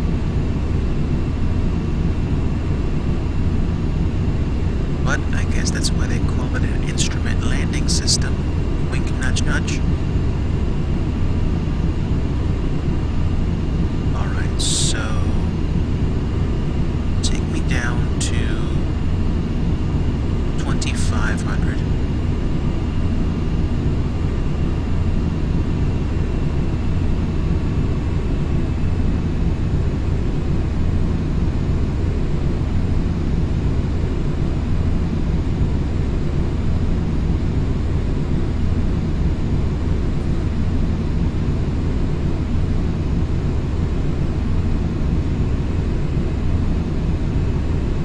Okay, so let's go ahead and get set to land.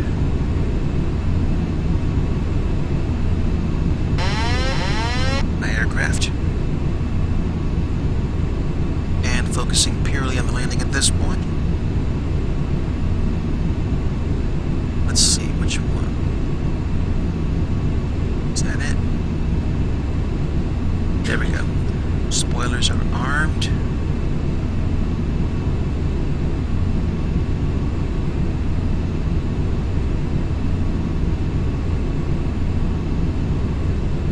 Okay.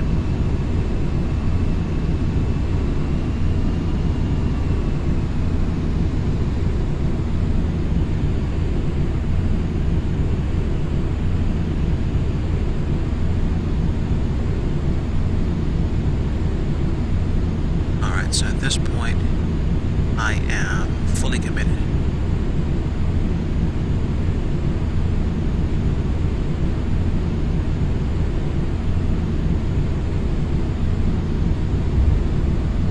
Flaps full. Spoilers armed. Don't sink. Don't sink. And it wouldn't be one of my landings without hearing that sign at least once.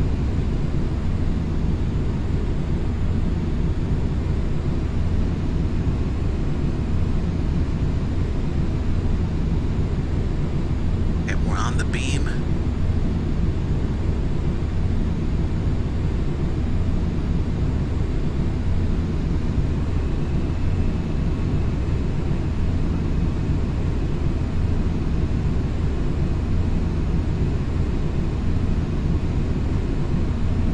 Okay, pretty good for glide slope.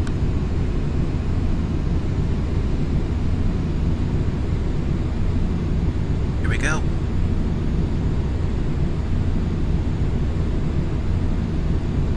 Full on and landing. Excellent, beautiful. Reversers on.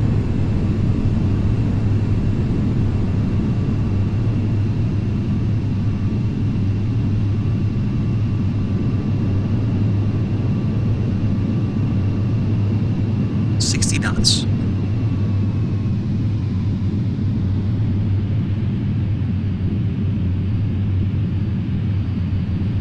All right, on the ground. Let's go ahead and pull off and start to clean up.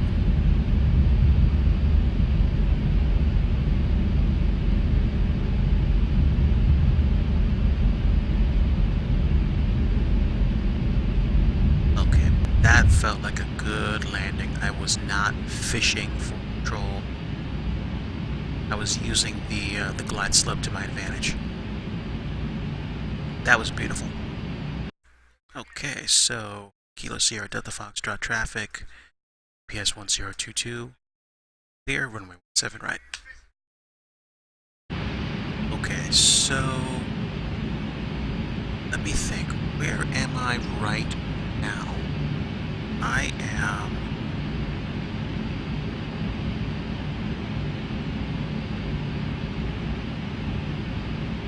excellent.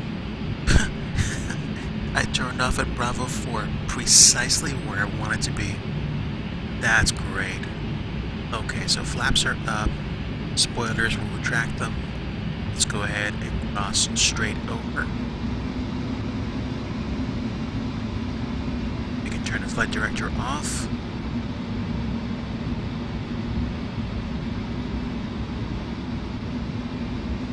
And let's go ahead and taxi to cargo.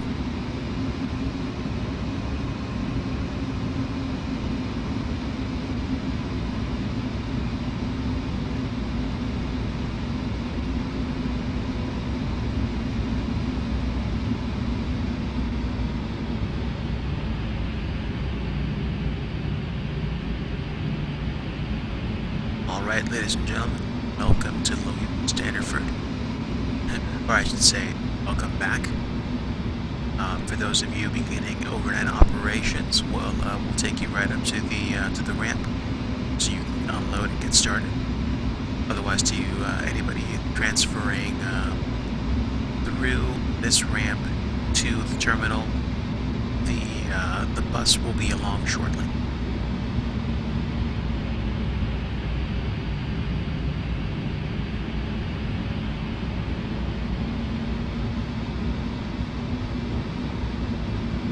Okay, so we are taxiing into the cargo area and we'll be shutting down momentarily and taking out cargo and passengers.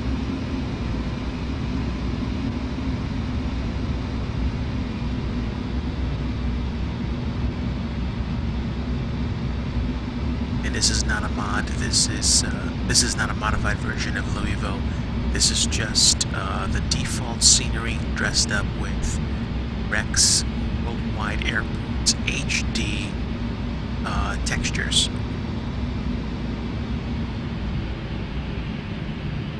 So where are we?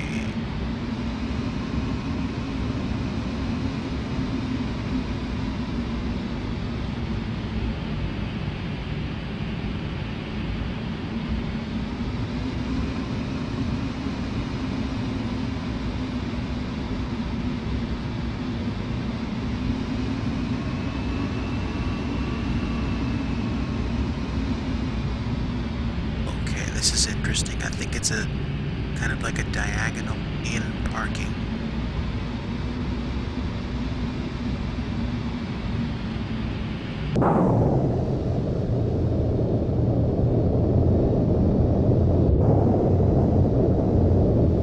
And there we go. There's the spot.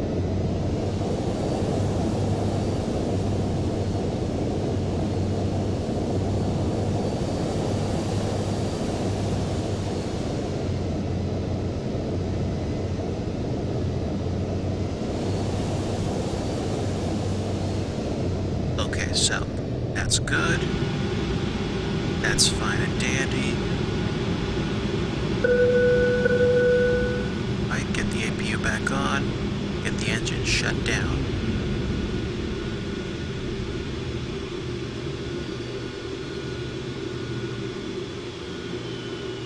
And let's go ahead and call GSX for deboarding. And we'll use UPS.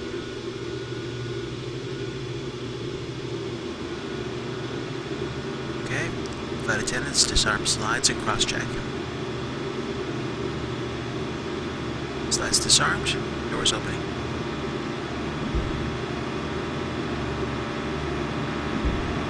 Alright, so we got folks coming in.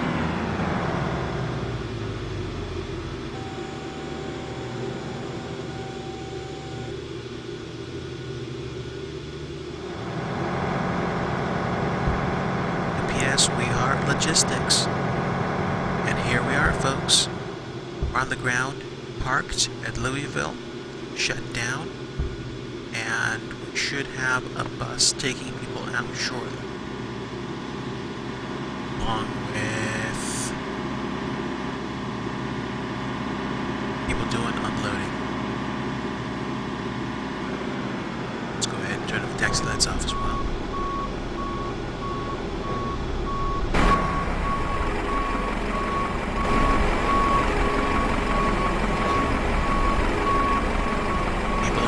Right now.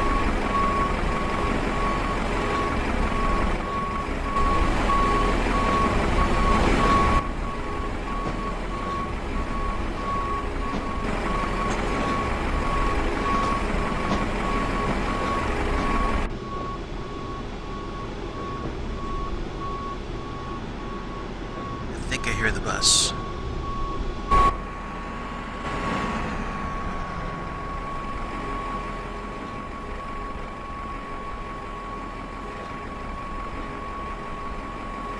So, it says baggage unloading. I'm just going to pretend that's cargo being unloaded.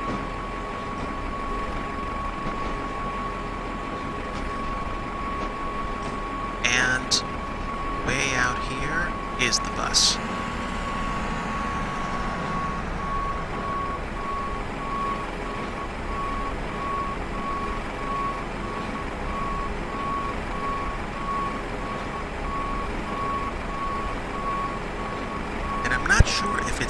joystick that causes a problem or not, but basically, after I land, I seem to have issues with rudder control.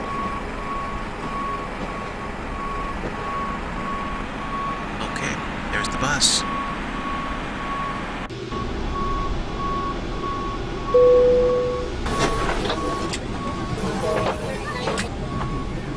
Alright, so that's it. The UPS employees are deboarding now. Some of them are going home, some of them are going to work. Thank you. Bye, thank you. So, ladies and gentlemen, on behalf of UPS, this is your captain speaking. Thanks for coming along this stream. My name is DigiDriver, and feel free to stay tuned for additional streams in the future. In the meantime, guys, take care. Tonight's flight was pretty cool, and maybe we'll see you around, God willing. Have a great rest of your Christmas holiday, Thank you for a wonderful flight. and Happy New Year. Take care. Good night. Bye-bye.